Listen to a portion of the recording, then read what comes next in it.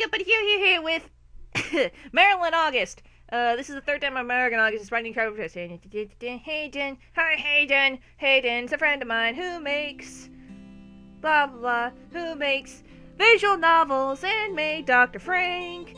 And this is one of their biggest passion projects. And I saw some of it. I was like, this is fucking cute. I need it in my life. So I'm playing it because the fuck I love visual novels. Sorta. I barely ever play it, but I love Heiden's visual novels. It's like, good quality. 10 out of 10. Give me that in my life. So yeah, 10 out of 10 recommend. But let's see what this game's actually about. Ooh, I'm excited. Yeah. Start. Wait, check to start at the beginning, or we're at one of the level. Where the gym was left off. Start at the beginning. All right. Here we go. I think. 3 months ago. Oh. Sir, we left all contact with the central units. What do you mean we lost contact? That's not possible! They're answering our calls and... Sir, the Dirks are preparing for a charge. All men prepare for attack. And you, point. Send a messenger to the central units and find out what is going on. But sir, Captain Gregor has already left for word on the central units. I did not grant him permission to leave his post, Dick. But, sir, he was the one closest to... Captain! The Dirks are attacking! Fine, Jesus! Gods, help him get through this trial. Soldiers, attention at the front lines! Here they come! Ooh, scary.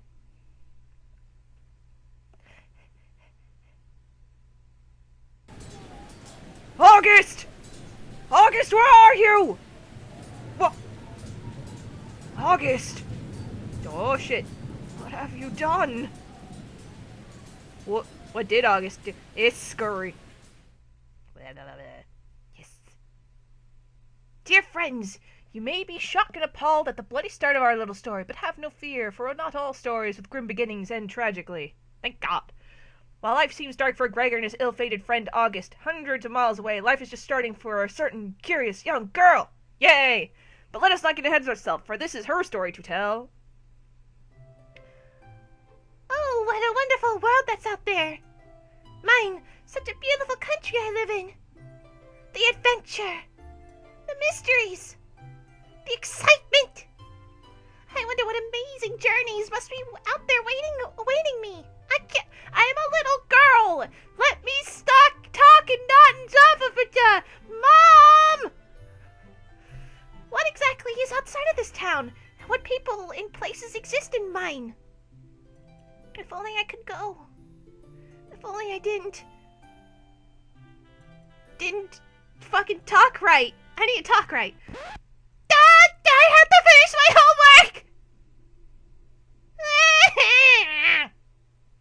I can't do it! No, I can't! Anyone who walked into the room right now might be thinking, who is this girl throwing a fit and tossing expensive-looking textbooks around the room like a teething toddler? Because I am one. Well, that's me. I'm Meryl, 17 years old, and I hate school! Honey, is something wrong? Mom! 17? I thought you were little. My mom had stepped into the room, probably to check up on her daughter after she heard the 3rd and 4th textbook hit the wall. Mom, I can't do this!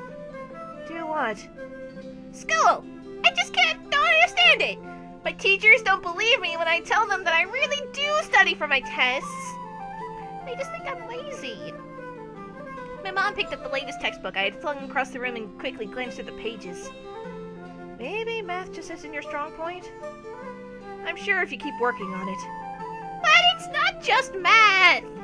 I quickly began to pick up the rest of the books laying near me, one large intimidating book after another, showing me the titles to my mother. Geography! Tapioca! Biology! History!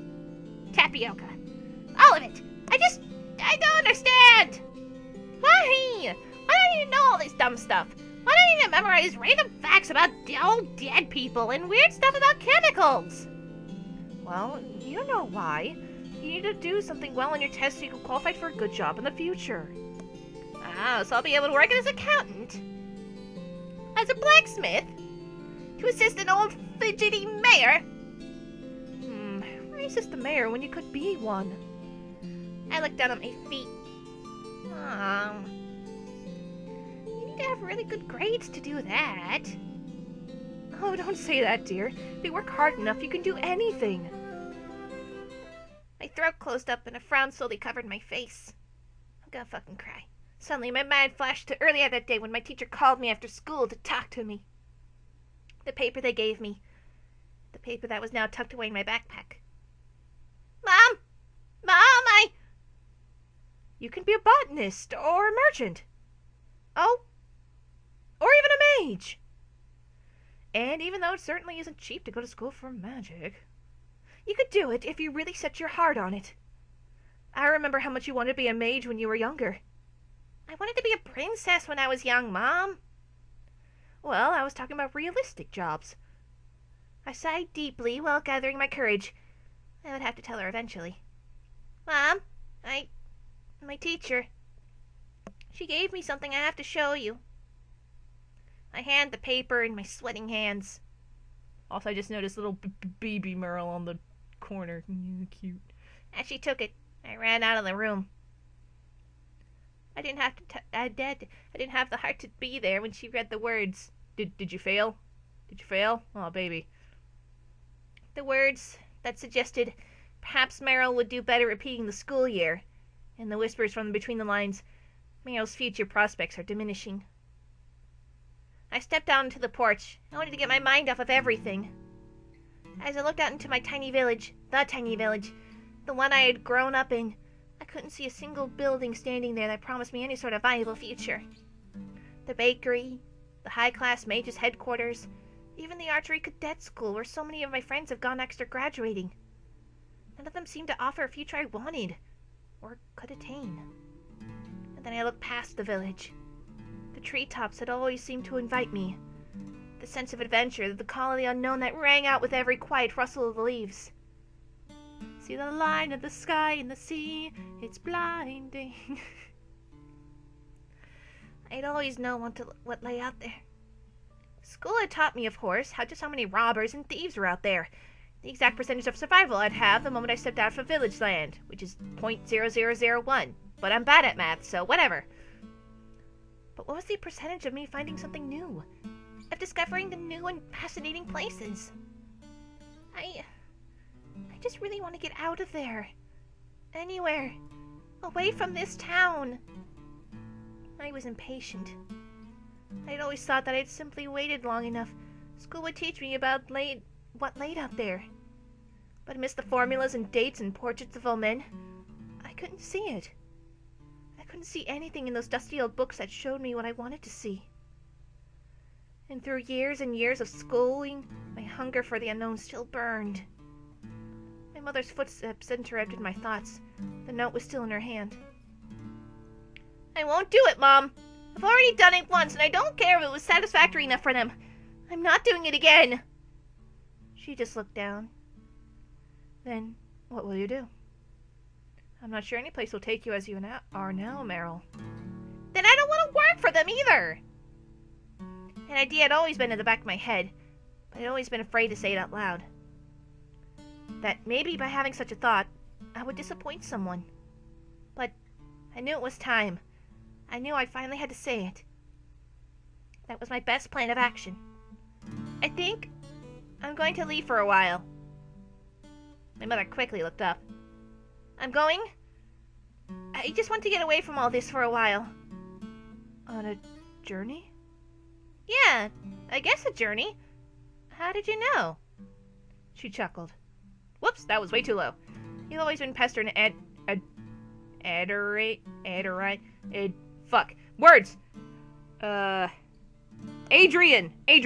There you go. You always pestered Adrian about the places she'd been to on her journeys every time she visits. I just had a feeling that perhaps one day this would come to pass. What do you mean? I thought you'd get angry at me. I mean, adventurer isn't type of job that Mom wants her kids to strive on. She sighed. That is true, but the apple doesn't fall far from the tree. Honey, I was just like you when I was your age. Well, minus the difficulties in school. I always wanted to go out on an adventure, go see the world and find out what lies in those woods and beyond. Maybe just to see the capital and castle where our lovely king and queen live. But my father never let me go. So my silly dreams died, and I went on with my life. But Meryl, you are still young. I want you to chase those dreams while you still can. Just promise me one thing. She placed her arms on my shoulders with great care. Go out there and find whatever it is you're looking for. And when your search is over, if you haven't found anything better, promise me you'll come back and repeat your school year. I smiled. It was a challenge then. Sure. But I promise I'm gonna find something amazing out there. There was a pause. I could see the sun beginning to set. My mother gave me a warm smile. Now, why don't you go get your stuff together? You can leave in the morning. Oh, and don't worry about your teachers. I'll explain everything to them. My heart swelled and I smiled back at her. I loved my mother, and I thanked her in my head for everything she had ever done for me. Thank you, Mom. What? I turned to look at my village for the last time. Tomorrow, I'm gonna go find my own adventure. My own future. Neat. Aw, man, I'm exhausted. I should save. Ba-dink. Whoop. Yay. Return. Yay. I left home early in the morning, my mother waving me goodbye and after handing me my well-worn school backpack. It felt a bit heavier than I remembered, but I chalked it up to nerves. And she probably put supplies in there. And so my new life began. By wandering aimlessly through the forest, hoping to find into something that looked adventure-y. Now, having walked for the past 5 hours, I was absolutely pooped. Luckily, I'd found a small brook, which looked pleasant enough, where I decided to take a break for lunch. I leaned my head back against a tree and closed my eyes. I could hear a peaceful bubbling near the stream near me and all the birds chirping around. Chirp, chirp. It sure is peaceful out here. I wonder if all adventurers get to relax like this all the time. Hey, adventurers, huh? I guess I'm an adventurer now, aren't I? Well, maybe an adventurer in training. I can remember all the children I knew or was that her talking to herself? I can remember all the children I knew when I was young of being obsessed with their adventures and their courageous exploits. And when it came to actual real-life adventures, the track records weren't so lauded. Every child wanted to be an adventurer when they grew up. Hardly anyone ever became to be one because they had better opportunities offered to them. Sure, there were those grand adventurers, those tales were written down in the children's books, such as Adrian, my mother's friend, but they only make up a very small percentage of an adventurer population. In reality, the job doesn't provide enough monetary support to be considered a full-time career. So many of those attempting to make it as an adventurer end up moving back home once they get tired of living next to nothing. Money and future prospects aside, I think it'd be fun to be an adventurer for a while. Adventurer Meryl. It kind of has a nice ring to it, actually. Adventurer Meryl turned to her backpack to pull out her lunch when she realized she had forgotten to take food with her. Alright. Food. I guess I was so excited to see what cool, amazing things I would run onto here that I totally forgot to account for, human stuff. Rat. I began to look around. We were taught enough in school about basic survival in the woods and basic and emergency evacuation techniques. Looking back, I guess my teachers. Same thing. Teachers really paranoid about us being attacked by bandits for some reason. These berries look safe, from what I remember. Sober berries. Yeah, that's what they're called. Memories of the bear identification unit in my biology floated back to my mind. Although I had studied plenty for that test, I still bombed it. No, wait. These are ice berries. Bladus, Acnis. I can never remember. They almost look identical to sober berries, but these have a weird black spot thing on the top. I remember getting these two mixed up on my test. I picked one of the berries and held it between my fingers. When my teacher gave back the test, he laughed at me and told me attempting to eat bolognese would have killed me. Well, at least I remember the important stuff when it really matters, right? I threw the berry away. Whoosh! I found another berry bush not too far away. I made sure it wasn't poisonous. I picked a handful and headed back to the grate to eat my lunch. I opened my bag. Hey, wait a minute. There's a turkey sandwich in here. Mom! It appeared that my mom stuck a little snack in my knapsack right before I left. Maybe that's why I felt so heavy. To Meryl. I could also spy a little note with her handwriting scrawled on the front. Oh my gosh! This isn't one of those really sentimental goodbye notes, is it? I really don't want to cry. What kind of brave adventurer cries on the first day of their journey? Lots of them, kiddo. Well, there's nothing else to do but open the note. I put on my most serious face and tried to fight back any tears that might arise. My dearest daughter, Meryl. Knowing you, I'm guessing you wouldn't have noticed this note and the turkey sandwich, your favorite, until you stopped for lunch. I just wanted to let you know that you're my precious little girl and you mean the world to me. I also know you're going through a rough time and I hope you find what it is you're looking for out there. I'll always be thinking of you, and if the road ever gets too rough, you can always come home with your head held high. No matter what anyone else says, you make me proud to be your mother. Love, Mom. P.S. I put a little book in your knapsack. I know you're taking a break from school, but I still think it would really help if you look it over. Mom! Oh, Mom, I love you! No? No! I'm not gonna cry, no! I shoved the delicious turkey sandwich into my mouth and began looking for the mentioned book to get my mind off of the quickly emerging homesickness. Here's yours! It was huge. This isn't a book! It's another freaking textbook! Looks like... I swallowed. It's a survival guide. The Idiot's Guide to Surviving in the Woods and Going on an Adventure Instead of Repeating a Year at School. Huh. That's oddly specific. Now let's see. Oh, what's this? As soon as I opened the book, a folded piece of paper fell out, which I picked up and carefully opened. Wait a minute! It's a treasure map! I carefully spread the paper open before me, as I was afraid I might rip it in half with any quick motion. The map looked old, as the words and pictures were faded, but even so I could still make out the distinct red X that covered up the Mystic Mountain hills. Right below it, there were the words Earth, Heaven, Stars. Earth, Heaven, Stars, huh? Did Mom know about this map? Well, whatever. A treasure map sure is a great place to start an adventure. Alright. Mystic Mountain Hills? That's about, according to the map unit I had in geography, I guess a 2 days walk from here? But I did only get a C- on that test. Maybe 2.5 days. I put the map and the rest of my sandwich back into my backpack. My feet were pretty well rested now, and I was ready to get back on the road. This isn't so bad. I've got a destination, I know how to find food and water doesn't seem to be scarce out here. I even have this incredibly specific textbook to help me just in case I get into any trouble. This adventuring stuff isn't so scary at all. For a C student on a good day, I don't think I'm doing terribly on myself. Yay! See this, teachers? Yeah, I'm not dead yet! Shakes fist to the sky. Take that, teachers! Mr. McGullicuddy! As soon as I had those words of confidence, I immediately lost my footing. Ouch! I hadn't seen the dang ditch in front of me. Okay, so maybe I'm still making a couple of mistakes. You didn't see that, Mr. McGillicuddy? Shakes fist again. What's that? I quickly looked around me. Sound could only be... There's a noise snake! There, only about a foot away, was a noise snake. I'm gonna save. Ba-doop! Oops. I read about them before, of course. We studied them in biology. Save. Right there. Alright. Yeah. Return.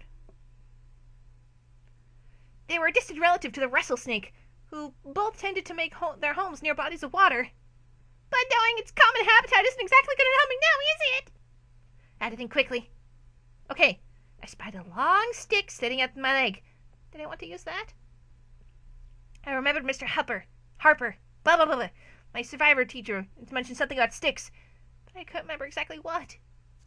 The noise snake continued to sit where it was, coiled up, making an ominous rattling noise. Okay, Meryl. Here's your first pop quiz. What are you going to do? Pick up the stick! I picked up the stick, carefully advanced towards the snake. I wasn't sure if it was my imagination, not. I swore the rattling noise intensified. Just my stitched stud stick, it attacked in a flash. My leg exploded in pain. Oh, fuck, I'm dead. I fell to the ground with a loud thud. I closed my eyes to black out the pain. The snake attacked me over and over and over, and I'm totally dead. Grade F. It appears you failed your first quiz. Would you like to try again? Yeah. Had to think quickly. Okay. Shake it, shake, shake. Don't do anything. The more I thought about it, the more Harper's words about snakes and sticks seemed to be one of you not supposed to do.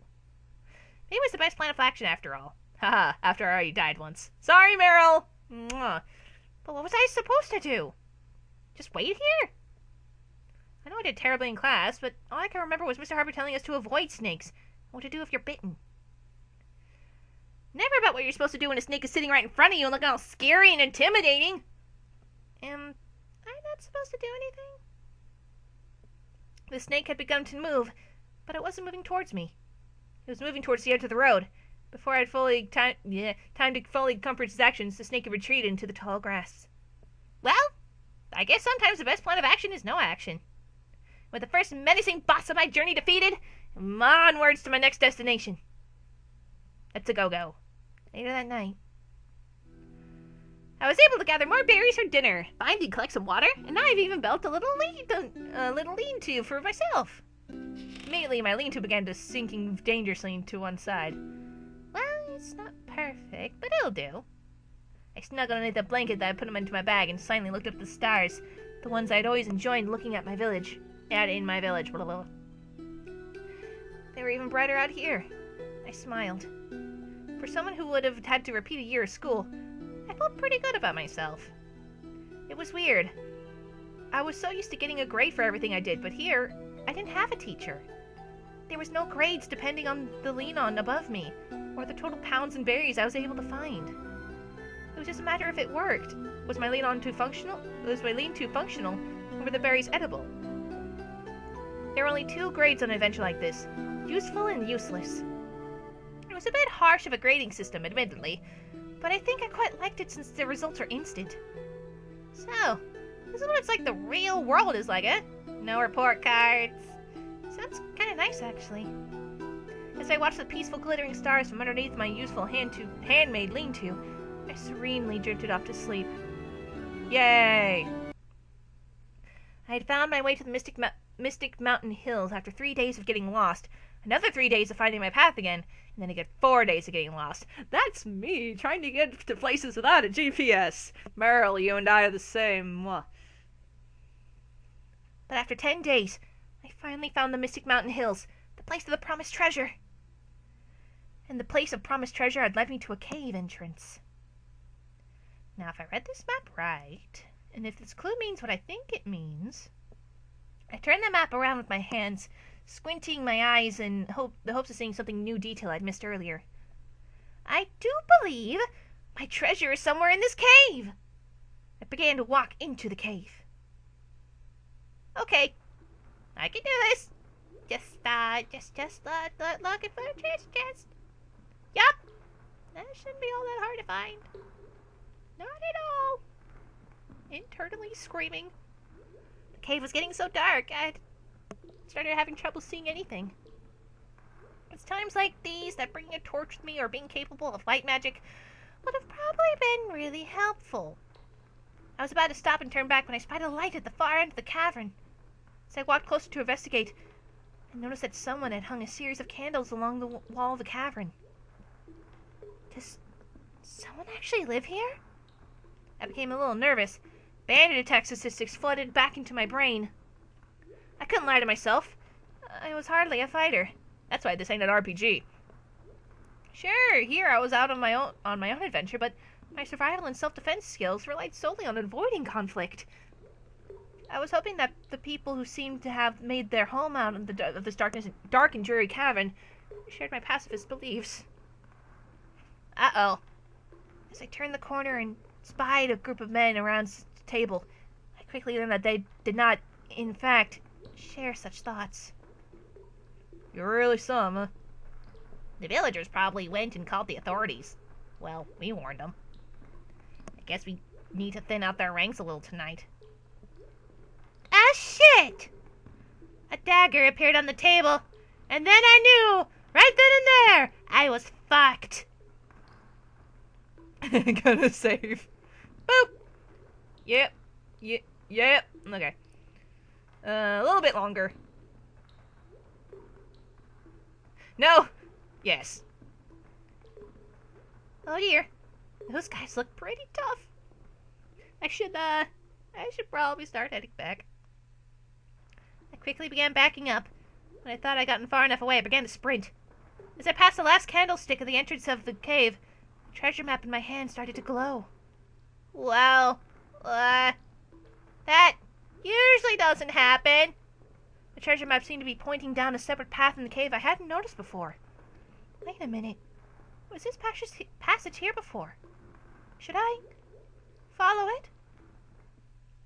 A little detour can't hurt.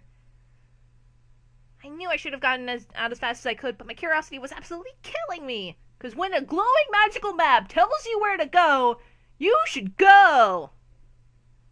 And wherever a magical map is pointing to, there's gotta be a treasure. And what's the adventure without a sense of danger, anyway? I decided to take one last detour before leaving. The room was filled to the brim with suspicious-looking bags and a few twinkles of gold. It could only be a treasure room. But my map was pointing further back. I made my way towards the back, and there was a little altar set up against the back wall. Burb. What's this? I took a look with my treasure map again. It had changed, now showing a picture of a bird splashing around in what looked like a cup. Bird? What? What's this supposed to mean? I looked back at the altar. Now what in the world was it talking about? Ah! I spotted a small basin at the back of the altar. Well, there's my bird. What's to the left of it, anyway? On the top of the basin were tiny talons, which most likely used to be attached to a bird statue. Well, it was pretty obvious from all the dust and cobwebs that the altar was old, and there must have been a full statue when the treasure map was made. But what does it want me to do now? I looked at the treasure map again, and a bird splashing around the cup. Well, there was a bird, but I guess the basin was the cup, but... Oh, there's no water! I quickly grabbed some water out of my knapsack and poured it into the basin. Just then, part of the altar began falling apart, revealing a treasure chest! I grabbed it, but as soon as I'd done so, I heard a noise behind me. Specifically, the noise of footsteps. Uh-oh! The thieves! They must have heard the altar moving. There was no time. I quickly looked for the best hiding spot in the room, decided my best bet was to camouflage myself amongst the large bags. And a moment later, a man walked into the room. Hey! Is anyone here? I swear I heard something. Hey, what the? I began walking towards the altar where I had recently fallen away. I held my breath and hoped he wouldn't hear my heart, which was pounding like crazy. He looked at the altar, then around the room, and... apparently a 17-year-old girl who looks absolutely nothing like a full bag full of coins. What? He'd seen me. I was dead. But just when I thought everything was over and my adventure was a total bust, a figure leaped out from the entrance of the room and crashed into the hooded man.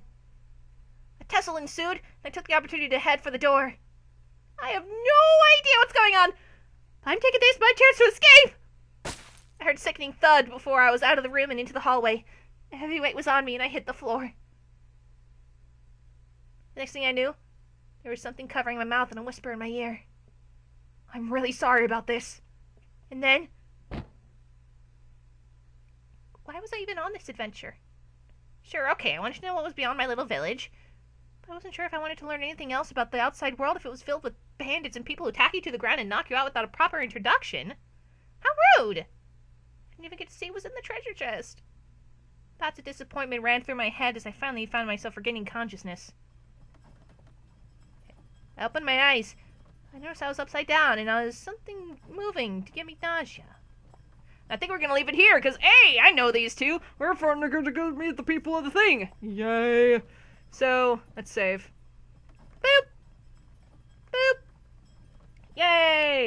So next time, we will see what's up with these two. So, yay. Have a good day, everybody. Bye!